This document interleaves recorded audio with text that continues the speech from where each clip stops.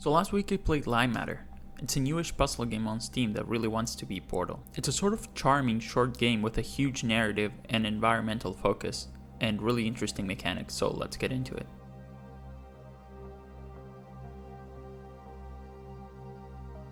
First off, let's talk puzzle game styles. In my eyes, all puzzle games have a sort of puzzle density. What I mean by that is how many puzzles the game contains relative to other content. So, for example, let's set a 1 to 10 line of puzzle density. Portal would sit at a puzzle density of 4. The gameplay is all puzzles, but the meat of the experience is in the narrative and humor and environment. Something like Baba Is You would be a 10. There's hundreds of puzzles, and that is pretty much all there is. And something like The Witness would sit at around a 15. And in this scale, games like Baba and The Witness are carried by their really smart and mind-bending puzzles that use their respective mechanics in new and creative ways and melt your brain. And something like Portal, since it can't really rely on its puzzles, would rely on its humor and narrative to produce a pleasant and fun experience. So in this arbitrary scale that I just made up, Lightmatter would sit at about a 5, with some puzzles more thought out and deeper than Portal, but overall really similar in its intent. The puzzles are mainly based in a really cool and interesting premise: shadows kill you. It's sort of like the floor is lava, but just shadows instead of lava. Your main objective is usually to light up the path to a door that moves you forward into the game. Your means for doing that are lamps and some sort of Tesla coils that tether to a beacon and produce a non-damaging beam of light that lights up everything in its path. The puzzles are kinda simple, but overall well thought out and really enjoyable and fun to solve. As it is inevitable, the obvious Portal comparison doesn't make this game look great. Even though some of the puzzles are better thought out than Portal's, the game just loses on the gameplay premise.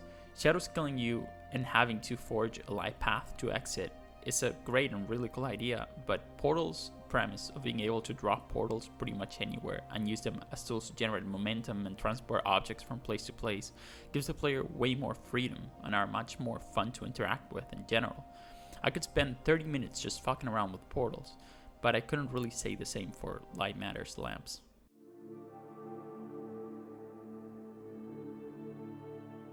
Okay, so this section contains spoilers for Portal.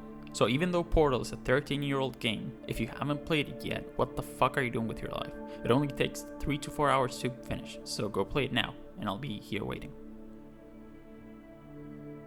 No, seriously, go do it.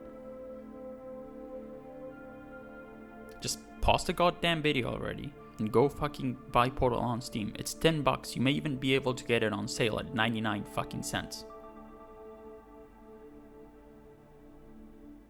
Is he gone? Alright.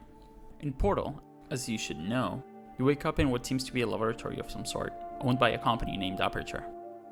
As you progress through the first couple puzzles, you start getting some context to what's happening. The robot thing that is guiding you might actually be evil and malfunctioning, and not actually under direct control or supervision from any actual human. And you start to get the feel that you're just this tiny rat being forced to solve insignificant puzzles for this omnipotent entity that is just watching and testing you for fun. The puzzles start out tame, but they turn dangerous fast. While safety is one of many Enrichment Center goals, the Aperture Science High Energy pellet seen to the left of the chamber can and has caused permanent disabilities such as vaporization. Please be careful. Please note that we have added a consequence for failure. Any contact with the chamber floor will result in an unsatisfactory mark on your official testing record, followed by death. Good luck. And after the puzzles, you realize that after all, GLaDOS just means to incinerate you.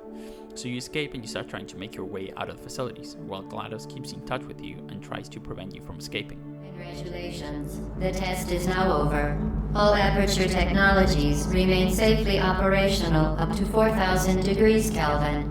Rest assured that there is absolutely no chance of a dangerous equipment malfunction prior to your victory candescence. Thank you for participating in this Aperture Science computer-aided enrichment activity.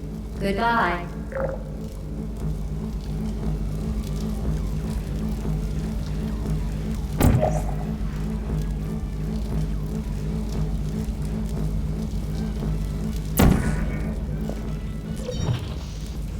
What are you doing? Stop it. I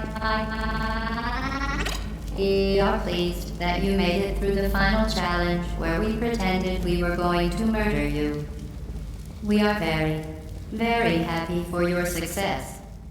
Here's where Portal shines the brightest, as in before you started trying to run away, all the puzzles were clearly designed to be solved a certain way. Now you're just lost in this huge abandoned facility with no obvious way forward, and you need to make your way around with the knowledge that you gathered from the initial test, which is a tutorial of sorts. It is truly brilliant, and this is, I would say, a huge part of what makes Portal great. It's just amazing atmosphere and narrative. Now, I started this section by talking about Portal just to draw the comparison, because here's where Lightmatter really falls short. In Lightmatter, you also wake up in some company's facility that is clearly having some sort of breakdown at the moment, in the midst of a huge event. Eventually, you find your way to some guy who really seems to know what is going on, and he simply guides you to the elevator that leads to the exit. But then the elevator malfunctions, and you now have to make your way out of the building, while going through the entire facility and discovering what is going on in the process. The most important part here, the environment telling half the story, is missing in this game.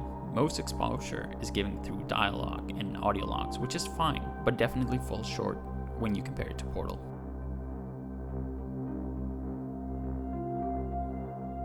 This is another area where Portal shines, being one of the few games to actually make me laugh out loud intentionally. Didn't we have some fun, though? Remember when the platform was sliding into the fire pit and I said goodbye, and you were like, and then I was all, we pretended we were going to murder you. That was great. Its brilliant humor paces the story perfectly and gets progressively better. As for Lightmatter, a lot of its humor seems to consist in calling you stupid in creative ways. It might give you a couple chuckles, but it didn't manage to make me laugh, so I wouldn't consider the comedy in this game a strong point in its favor. Now, your inability to follow evacuation orders is truly astounding, but I need you to pay attention. First off, walk through that door.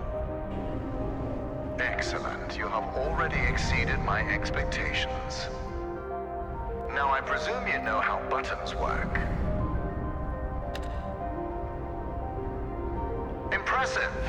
If you continue like this, I might just hire you to mop the floor. Also, Lightmatter, references aren't jokes. You can make a joke referencing something, but just the reference isn't a joke. Be careful with my lamps. At Lightmatter Technologies, we treat our inanimate objects with respect, not like those monsters at Aperture Science. Do you want to hear a secret? Aperture Science has an artificial intelligence prototype. They tested it by having it create the perfect cake recipe. It succeeded, but the first iterations of that recipe used neurotoxin as the primary ingredient. As a human being, I'm worried.